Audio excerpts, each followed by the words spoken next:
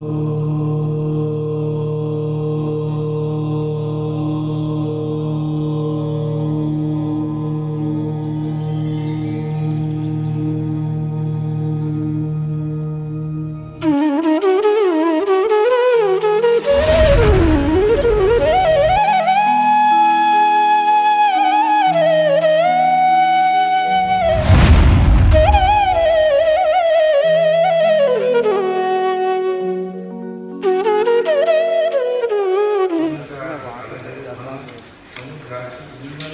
रही को कम कर देगा, इसके हाथ कर देगा, उधर बदल देगा और करना तो नहीं पड़ेगी उसको। हाँ तो बिना उद्दीना की स्थिति घात किसी घाट को बनाना हो जाएगा, लेकिन क्षय भी करेगा। हाँ क्षय करेगा, क्षय तो करने, हाँ क्षय करने के लिए ही तो वो कर रहा है ना। हाँ आयु करने वो शाखा निर्णय कर नहीं सकता, वो आयु करने की निर्णय नहीं करेगा। नहीं, पहले गुण स्थान से छठे गुण स्थान तक आठों कर्मों का बंध भी होता है, उदय भी होता है और उदीर्णा भी होती है। हाँ सप्तम गुण स्थान तक तो कर्म की स्थिति ज्यादा है। बराबर। हाँ तो आयु कर्म की तो उदीर्णा करना नहीं है। नहीं, आयु कर्म की तो छठे गुण और अशाता की उदीर्णा करना नहीं है, वो भी फिक्स हो गई। हाँ। तो अशाता कर्म जो सत्ता में पड़ी हुई है वह शाता रूप परिणत हो जाएगी, तो शाता के रूप में वह खिर जाएगी, क्योंकि अशाता का परिणमन होता नहीं, उदीर्णा करेगा नहीं। तो अशाता के जो निषेक सत्ता में पड़े हैं उनको शाता रूप परिणमन कर देगा और फिर शाता रूप उदीर्णा करा के समाप्त कर देगा, और शाता की उदीर्णा ईर्यापथाश्रम में मिल जाएगी। हाँ, ईर्यापथाश्रम। और नाम गोत्र की तो होगी उदीर्णा। हाँ, नीच गोत्र भी पड़ा है सत्ता हाँ, में। नीच गोत्र भी है सत्ता में।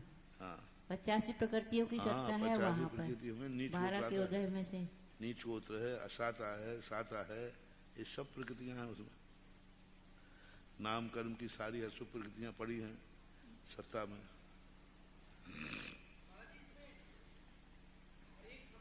नहीं बैठे थे, कोई भी समुद्घात एक समयवर्ती होता ही नहीं, क्योंकि समुद्घात की क्रिया परिणामों के ऊपर आश्रित है। इसलिए एक समयवर्ती कोई समुद्घात नहीं है। समय गुण स्थान की अपेक्षा बन जाएगा एक समय। जैसे मान लो पंचम गुण स्थान, छठे गुण स्थान में कुंभराज ने समुद्घात किया और समुद्र एक समय रहे और सप्तम में पहुंच गए, सप्तम में था और पंचम में आ गए, छठे में आ गए। मगर स्वयं में अपने आप में समुद्घात अंतर मुहूर्तवर्ती ही होता है, क्योंकि परिणाम जो हैं वो एक समयवर्ती नहीं होते छद्मस्थ के। और केवली समुद्घात का 8 समय, 4 जाने के और 4 आने के। एक में क्या करेंगे, दंड, दूसरे में कपाट, तीसरे में पितर, चौथे में लोक पूरण।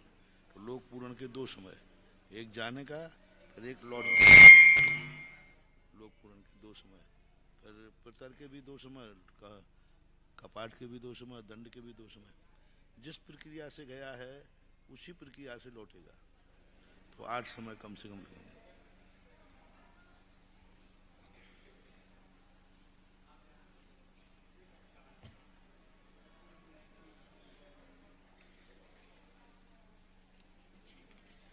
नाम कर्म की प्रकृतियां थी।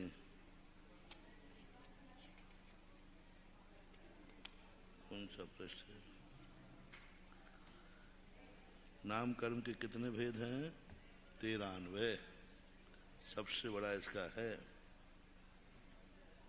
रंगारंग कार्यक्रम है इसका, क्योंकि और में तो ज्यादा जैन है, तो घातिया कर्म सीधे अशुभ ही हो गए। अब अघातिया पुण्य पाप प्रकृतियों के जो भेद हैं वो अघातिया की अपेक्षा है।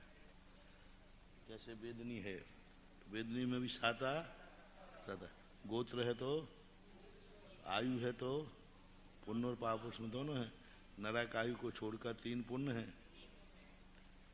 3 जो हैं पुण्य है और 1 नरक आयु अशुभ है। नाम गोत्र नाम में तो है ही नरक, त्रियंच और देव, 5 जाति, 1 इंद्रिय, 2 इंद्रिय, 3 इंद्रिय, 4 इंद्रिय, 5 इंद्रिय, 5 शरीर, औदारिक, वैक्रियक, आहारक, तेजस और कार्बन। शरीर की अपेक्षा लिया जाए तो 3 पूरे शरीर लेना चाहिए, 5 शरीर होते हैं। अंगोपांग कितने होते हैं? 3, क्योंकि तेजस और कार्बन शरीर के अंगोपांग, क्योंकि ये 9 कर्म रूप नहीं है। क्या रूप नहीं है?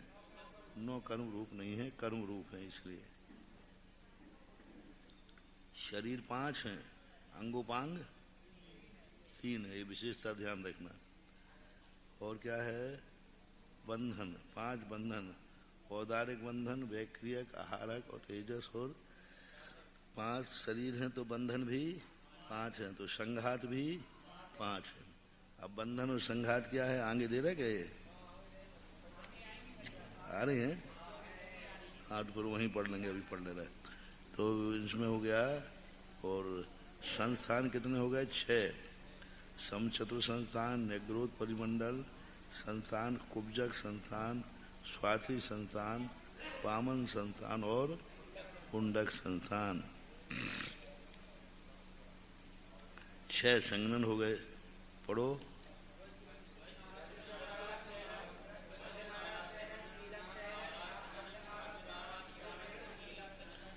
5 वर्ण हैं, 5 वर्ण होते हैं। बोलो, 5 वर्ण पढ़ो। कृष्ण, नील, रक्त और पीत, यही वर्ण है, बाकी और कोई वर्ण नहीं होते हैं। अब देखो, इसमें हरा वर्ण नहीं है, हरा वर्ण नहीं होता है। हाँ, और भी वर्ण होते हैं, और बाकी सब ये मिक्सिंग वर्ण हैं। काला, पीला, पीला पीला है, हैं? काला और नीला अलग है।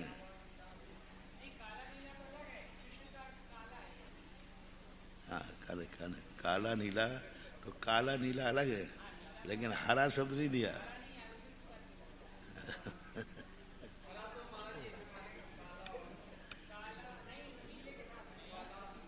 काला, नीला, रक्त, पीत और सफेद।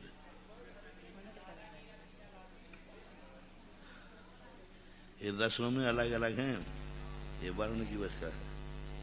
अब रस कितने हैं? देखो, गंध कितने हैं? 2। रस कितने हैं? 5। थोड़ा पढ़ो।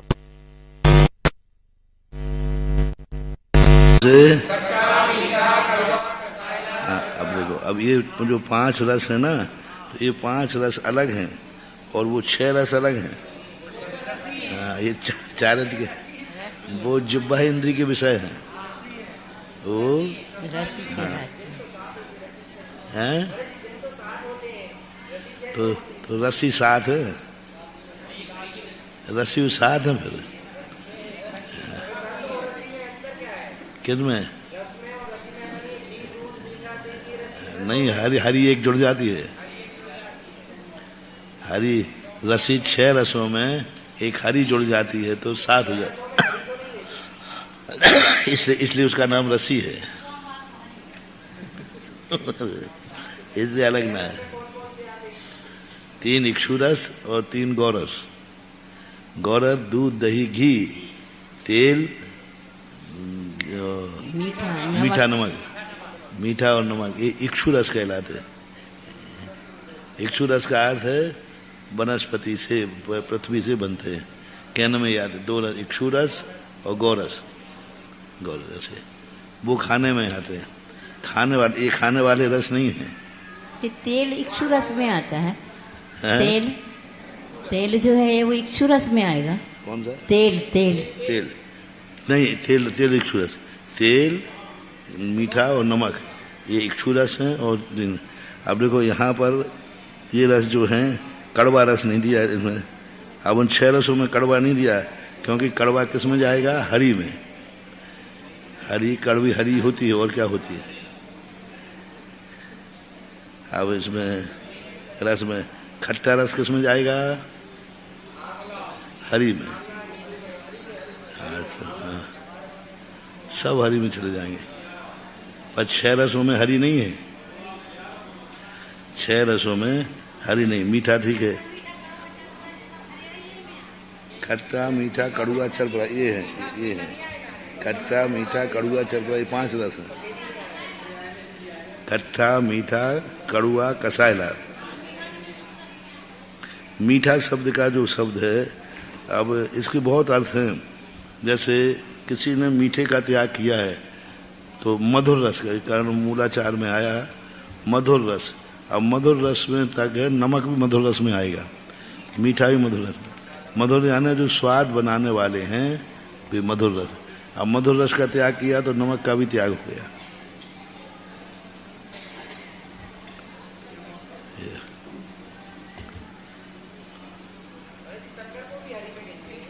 हैं?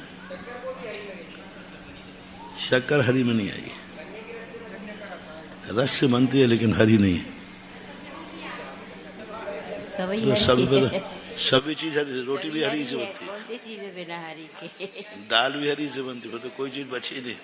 हरी के अलावा क्या बचेगा? रोटी, चना, दाल सब हरी है, सब चीज हरी है।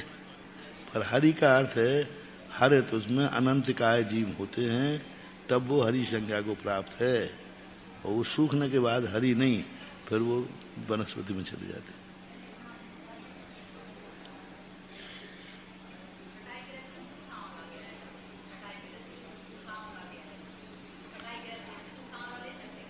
आंवला हरी में आएगा वो तो, क्योंकि हरे पने को ही सुखाया गया है, नेचुरल थोड़ी सूखा है वो। पेड़ में नेचुरल आंवला सूखता ही नहीं है। जैसे अखरोट वगैरह ये सूख जाते हैं ना, बादाम सूख जाती है, ऐसा आंवला नहीं सूखता, सड़ जाएगा। आंवला कभी भी सड़ जाएगा। पेड़ पर सूखा हुआ आंवला लगे ना, फिर वो बिल्कुल ही खत्म हो जाएगा।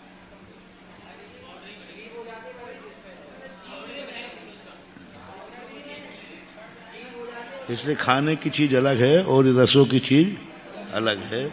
ये रस अलग हैं, लेकिन हालांकि इन रसों का अंश उसमें रहता है। महाराज श्री, जिसने हरी का त्याग किया है तो फिर वो आंवला वगैरह या कचरियाँ जो रहती है वो नहीं ले सकते ना? यदि हरी का त्याग किया है तो वो नहीं, क्योंकि हरे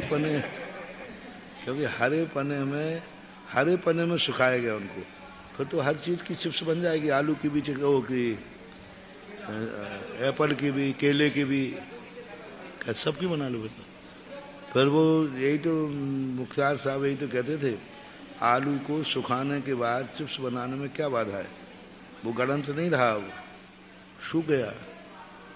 आजकल तो सब चीज सुखा देते, आलू को चिप्स बना देते, आलू की आराम तल देते हैं। अग्निकाय में जीव तो निकल गए। तो प्रश्न आया था कि आलू को चिप्स बनाने के बाद, उबालने के बाद खाने में क्या दोष है? क्योंकि उबल गया तो अब जीव तो रहे नहीं। पर दोष है, जो चीजों में जीव नहीं है वे सब भक्ष हैं, ऐसा तो नहीं कहा ना।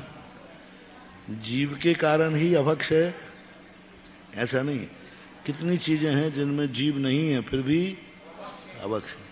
पर हमारे यहाँ एक बहुघात भी तो आया है, बहुघात आया ना कि हाँ, तो गणंत आदि में बहुघात का दोष आएगा, इसलिए।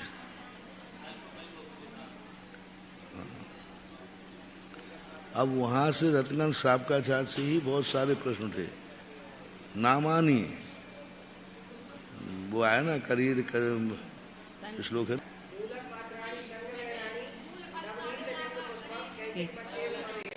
नहीं, सचित मूल फल साग साका करीर कंद कुसुन भी जानी नामानी योति सोयम सचित मूर्ति दया सचित वृत्ति दया मूर्ति। ये शब्द आया। मूल फल साक शाखा करीर कंद प्रसून बीजानी नामान्य येति सोयम सचित वृतो दया मूर्ति। ये शब्द आया। तो अब यहाँ क्या आ गया? कच्चे नहीं खाए, आमानी यानी कच्चे। तो मूल फल शाक शाखा, मूल यानी मूली यानी मूल फल आई गए, शाख पत्ते, शाखा टहनियाँ जो होती है ना, मूल शाक शाखा। करीर कंद, करीर यानी एक प्रकार के फलों में आता है करीर कंद, करीर कंद आता है, कोई नाम है उसका ध्यान नहीं आ रहा। करीर कंद, पिसून और फूल। आमा नहीं, कच्चे नहीं खाएगा। इसका अर्थ है, ये अर्थ निकालते हैं लोग। तो फिर उसका समाधान ये है कि जहाँ किसी चीज का सामान्य कथन हो फिर उसका नाम लेकर निश्चित कर दिया जाए तो ये कथन खंडित हो जाता है। जैसे विशेषता ये है गणंत नहीं खाना, मूल खाएंगे। गणंत और मूल में क्या अंतर है? मूल यानी हल्दी, मूल यानी जड़ें। जड़ें औषधि खाते ना, तो ये ले लेंगे, लेकिन मूल में फिर गणंत अलग चीज है, मूल अलग चीज है, और स्कंद अलग चीज है। तीन चीजें भी सुनाओ, मूल अलग है, स्कंद अलग है और गणंत अलग है। मूल में क्या आएगा? मूल में मूल ही नहीं लेना, मूल यानी जड़ें, मूल जड़ें। और स्कंद में क्या लेना? जो टुकड़े करके लगाए जाते हैं, स्कंद यानी कंद, टुकड़े लगा। और गणंत में क्या लेना? जो जमीन के अंदर से ही उत्पन्न होते हैं, उसका फल ही जमीन के अंदर ही है। जो खाना है वो जमीन के अंदर है, जो खाया जाता है वो जमीन के अंदर है। गणंत का अर्थ है आलू खाया जाता है जमीन के अंदर, प्याज ऊपर का हिस्सा खाया जाता है कि नीचे का लेते हैं। लेकिन मूल क्या है? वो तो ठीक है, अपन पत्ते भी खा लेते, लेकिन उसका फल कहाँ है? नीचे। प्याज जो जिसे अपन प्याज बोलते हैं नीचे है, आलू जिसे बोलते हैं वो नीचे है। मूली, अब मूली का मूल खाने वाली चीज क्या है? शेंगर नहीं, शेंगर तो होती है सो खाते हैं। शेंगर के लिए मूली लगाई जाती है कि मूली के लिए लगाई जाती है? हाँ, तो इसको गणंत में ऐसा लेना, कई लोग प्रश्न करते हैं। गणंत का अर्थ है जिसका फल खाने योग्य है वो नीचे ही होता है, वे गणंत है। और मूल क्या है? जिनके फल तो ऊपर होते हैं लेकिन जड़ नीचे होती है, वो मूल है। और इसका हमने बता ही दिया, जो टुकड़े करके लगाए जाते हैं। बहुत सारे फल हैं, टुकड़े वो दिए जाते हैं। हाँ, हल्दी एक अलग चीज है, हल्दी मूल में आएगी, हल्दी मूल में आएगी। अदरक है, अदरक भी, अदरक मूल में आएगा। हाँ, हालांकि अदरक का नाम अलग दिया, श्रृंगबेर है। हाँ, श्रृंगबेर है। हाँ, तो उसका नाम ही अलग दे दिया। अब उसी से सौंठ बन जाती है, सौंठ का निषेध नहीं है।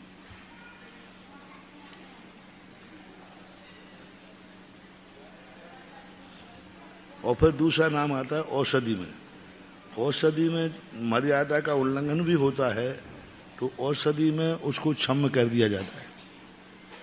औषधि रूप में काष्ठ औषधि के अंतर्गत आ जाएगा। हाँ, और औषधि में बहुत सारे अपवाद की छूट हो जाती है, क्योंकि वहाँ मूल विषय है रत्नत्रय। यदि थोड़ा बहुत दोष लग भी रहा है तो फिर उस दोष को अपन गौण कर देंगे। जैसे मान लीजिए चोट लगी है, खाएंगे नहीं, लेकिन प्याज के सेंक करा सकते कि नहीं? कराते हैं। करें तो अब ये ठीक है, दोष आ रहा है, लेकिन उस दोष की अपेक्षा औषधि का रूप दिया जाए तो वो मजबूरी है। प्याज का तेल आता है, तेल लगा देते, लहसुन का तेल आता है, तो खाएंगे तो नहीं, लेकिन और फिर भी औषधि में ऐसी बीमारी आ गई कि एलोपैथिक खाओ, नहीं तो लहसुन का तेल पियो, तो फिर एलोपैथिक के स्थान पर वो करेंगे। प्रायश्चित काय के लिए होते, इसीलिए होते। कभी ऐसी परिस्थितियों में औषधि आदि ग्रहण करना पड़े तो इसी के लिए प्रायश्चित होता है, शौक से नहीं। तो ये 5 रस होते हैं। फिर क्या है? स्पर्श कितने हैं? 8।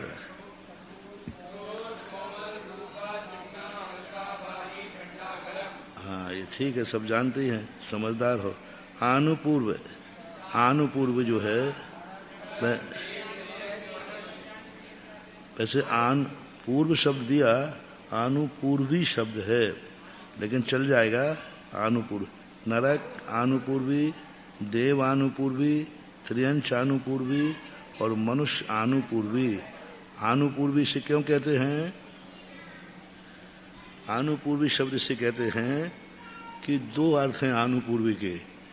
एक तो आयु कर्म के साथ इसका उदय संबंध है।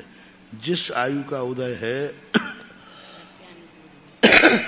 उसी आयु की आनुपूर्वी का उदय होगा, एक। दूसरा, पिछले शरीर का अनुकरण करती है। संसार जितनी भी 148 प्रकृतियां हैं, सबसे कम समय के लिए कौन सी प्रकृति का उदय है? बस सबसे कम समय, बस अधिक 3 समय के बाद इसका कभी उदय ही नहीं आता। क्षेत्रानुपूर्वी है। पूरे 148 कर्म में सबसे 3 समय बस विग्रह गति में आता है और कभी आना ही नहीं है। और कोई कर्म ऐसा नहीं इतने कम समय, 3 समय ही उदय में रहता है, बस उसके लिए इतना कर्म मानना पड़ता है। और क्यों मानना पड़ रहा है? क्योंकि यहाँ से शरीर में निकल गया तो इन रास्ते में आत्मा के प्रदेशों कौन संभालने, तो फैल जाएंगे। तो इन आत्मा के प्रदेशों को संभाल के रखता है 3 समय। इसीलिए महाराज जी शुद्ध परमेष्टि का जो आकार होता है वो मनुष्य गत्यानुपूर्वी के हिसाब से ही होता है। गत्यानुपूर्वी न कह करके उनके शरीर नाम कर्म का उदय, इनके तो डर क्या है कि शरीर नाम कर्म का उदय है, तो अनुपूर्व उनका तो शरीर नाम कर्म का उदय नहीं है। अब संकोच विस्तार हो ही नहीं सकता। संकोच विस्तार करने वाला कौन था? शरीर नाम कर्म। शरीर नाम कर्म के कारण से प्रदेशों में संकोच विस्तार हो रहा था।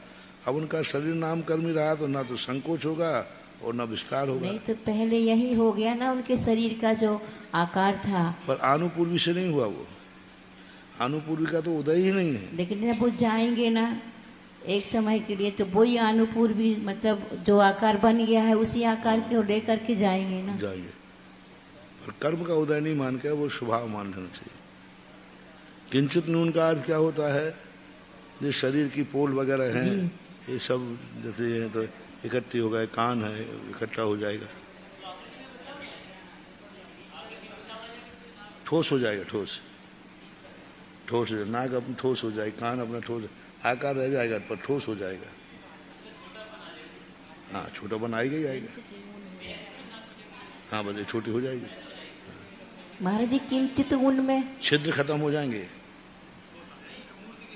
तो छिद्र हैं ये खत्म हो जाएंगे। और बीच में कितनी पोलें भरी हैं, देखो कितनी पोलें है, ये सब ठोस हो जाएगी।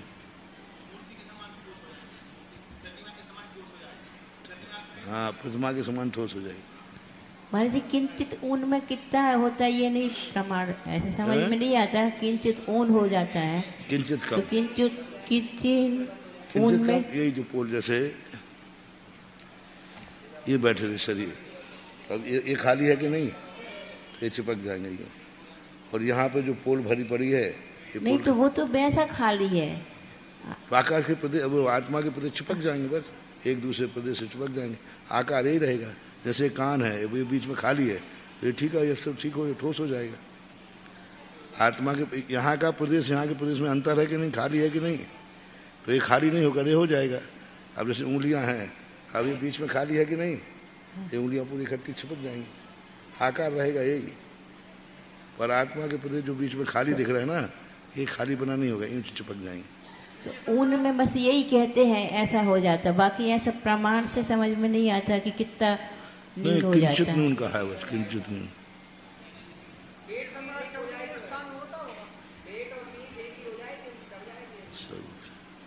बीच का स्थान खत्म हो जाए। 13वें गुण स्थान के अंतिम समय में शरीर नाम कर्म खत्म हो जाता, 13वें गुण स्थान में ही हो जाता है। 14वें गुण स्थान में कोई कारण नहीं है। किस कारण से संकोच करेंगे? क्योंकि शरीर नाम कर्म का उदय 13वें गुण स्थान के अंतिम समय तक ही होता है, तो वहीं पर वो किंचित न्यून कर लेते हैं।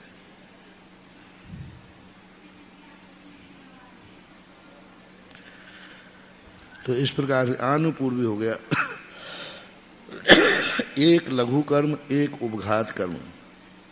अब देखो यहाँ अगुरु लघु कर्म क्या है, एक है, अकेले ही है, और उपघात कर्म एक है, परघात कर्म एक है, एक आतप, एक उद्योत, दो विहायु गति, तो शस्त्र और एक उच्छ्वास, एक तरस। उच्छ्वास भी नाम कर्म है, हैं?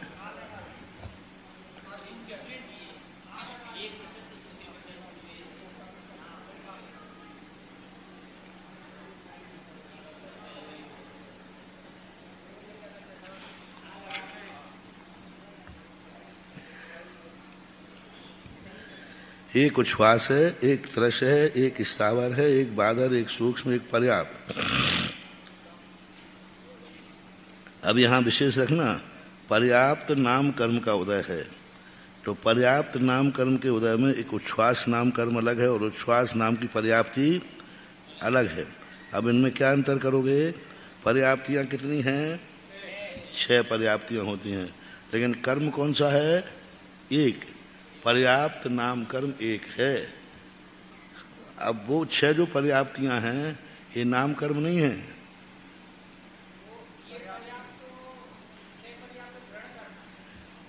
पर्याप्त एक है, पर्याप्तियां तो वो 6 नाम कर्म। पर्याप्ति का अर्थ है मात्र रॉ मटेरियल इकट्ठा करना। अब इंद्री पर्याप्ति एक 6 कर्म मान लो पर्याप्ति के, यहाँ 6 लिखना चाहिए, पर्याप्तियां 6। तो 6 कर्म मान लो ना, 6 कर्म, पर्याप्तियां 6 होती हैं, तो नाम कर्म की 6। अरे पर्याप्त नाम कर्म है, तो पर्याप्त नाम कर्म की कितनी पर्याप्त नाम कर्म की पर्याप्तियां कितनी होंगी? 6। वे 6 पर्याप्तियां कहाँ से आ गई बिना कर्म के? नहीं, तो पर्याप्त नाम कर्म का अर्थ है रॉ मटेरियल इकट्ठा करना। इंद्री में चली जाएगी, शरीर में चला जाएगा, मन संगी में चला जाएगा, और भाषा वचन में चला जाएगा, वचन में चला जाएगा, इसलिए ऐसा।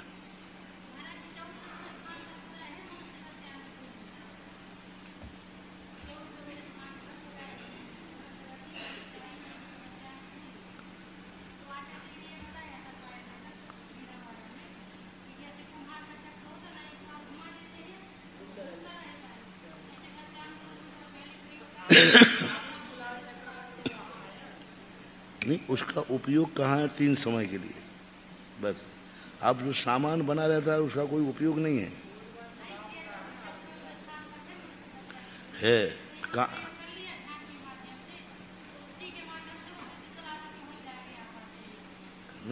नहीं, वो तो खैर ठीक है, लेकिन आनुपूर्वी का उदय का अर्थ क्या? काम कितना है उसका? आनुपूर्वी का नाम क्या है? आनुपूर्वी की परिभाषा क्या है? पूर्व शरीर की आकृति को नहीं मिटने देना। अब हो गया काम। अब यहाँ शरीर में आ गया, आगे आकार धारण कर लिया, वो आकार मिट गया कि नहीं? तो अब कौन सी आनुपूर्वी कहेंगे?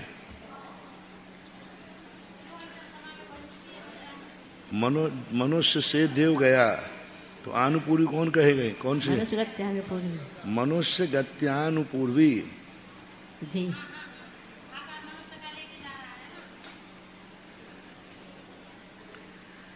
अब अभी तुमने क्या कहा? जिस देव का, जिस गति का उदय है वही लेना चाहिए। आयु और हाँ, तीनों एक साथ। तो फिर वहां तुम, यहाँ तो देवगति से आया था वो, तो फिर देवगति अन्य जीवन में चलेगी? नहीं, जो विग्रह गति में आएगा उस समय ही आनुपूर्वी का उदय रहेगा। अभी प्रश्न आया है 14वें गुणस्थान तक आनुपूर्वी का उदय है, तो 14वें गुणस्थान में आनुपूर्वी का उदय बनाओ, कैसे बनाओगे? परिभाषा बनाओ फिर।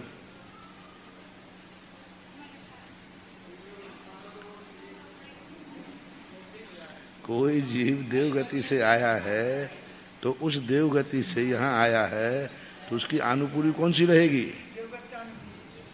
वाह।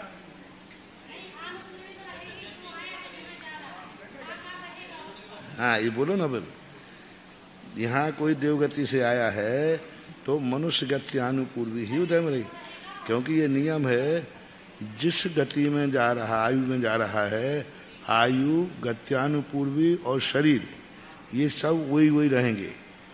मनुष्य गत्यानुपूर्वी ही होगी। मनुष्य गति के लिए जिसने अनुपूर्वी की है, मनुष्य गत्यानुपूर्वी, मनुष्य गति के लिए, हाँ अनुपूर्वी, अनुपूर्वी ना पहले का लेके आए। अब ये परिभाषा बन गई। अब जीवन भर 14 स्थान तक उदय में है, तो अब पूर्व शरीर का आकार बना के रखो। कौन सी उदय कर रहे हैं हम? मनुष्य गत्यानुपूर्वी की परिभाषा क्या बनाई अपन ने? देवगति से आ रहा है तो देवगति का आकार बना के रखना। यहाँ आ गया वो, अब बदल गया तो फिर गत्यानुपूर्वी परिभाषा बदल जाएगी। फिर अब देव का आकार तो रहा नहीं।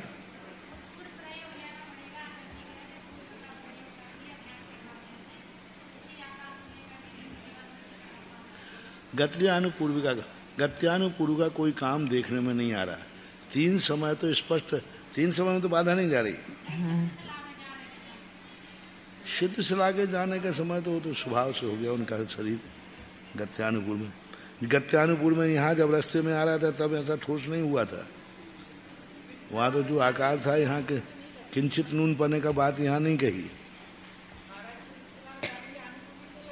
नहीं चाहिए। पूर्व प्रयोगात मान पूर्व प्रयोग से, तो अब पूर्व प्रयोग में तो वो देवगति का आकार लेके आया था। वो मनुष्य गति ने आकार कौन सा लेके आई थी? देवगति का। तो फिर वो देवगति का आकार थोड़ी बना के रखेगा वो, इसलिए वहां अनुपूर्वी न कहकर, अब सुनो, अब जहां यदि उदय बनाते हैं तो इसको ऐसा बनाना पड़ेगा कि अनुपूर्व की परिभाषा को बदलो। विग्रह गति में तो पूर्व है। अब इस समय इस शरीर के बराबर आत्मा के प्रति बना के रखना जीवन भर। ये आत्मा से बाहर निकल गए तो आकार बिगाड़ दिया तो अनुपूर्वी उसको रोक के रखेगी।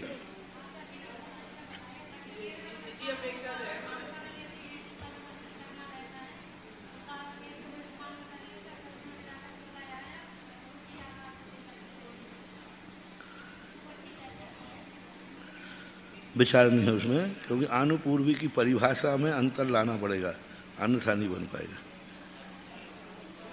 इसमें क्या हो गया? अनुपूर्वी हो गया ना।